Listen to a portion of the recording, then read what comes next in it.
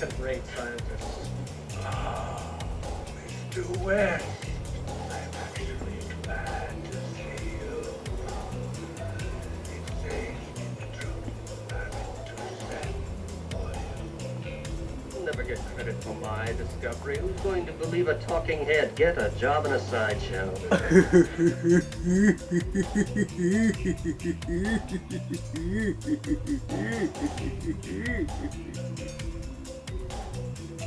Oh, hi. I didn't see you come in. Okay, so I love Reanimator. You love Reanimator. We all love Reanimator. Stuart Gordon and Brian Usna's little movie there is like a masterpiece of completely insane moments and gore and craziness and fun.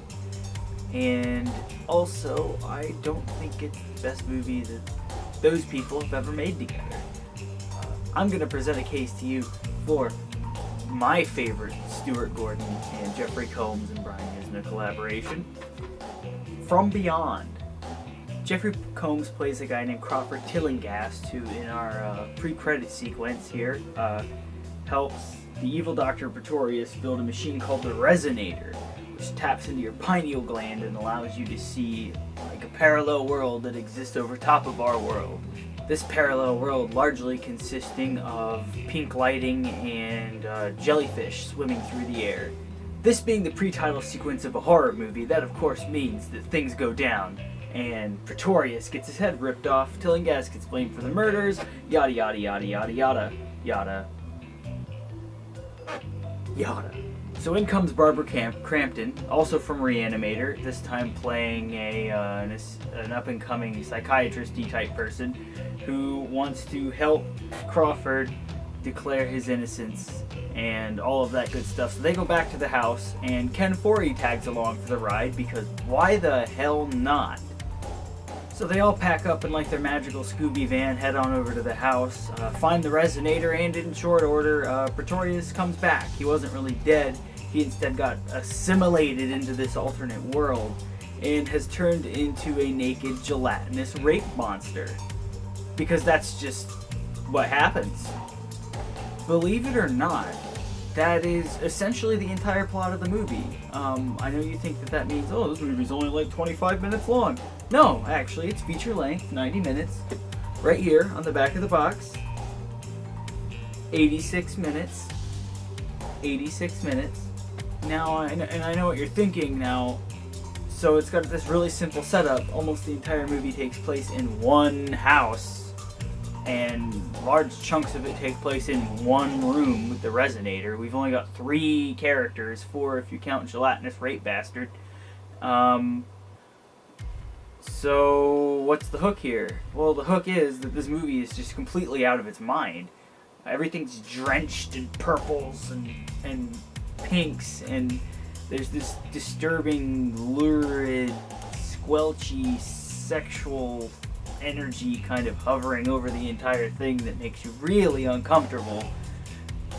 And there's just this cavalcade of just completely outstanding like gore and monsters and surreal creatures. Pretorius himself is always changing, and he's such a good villain. I mean, the whole cast is really good.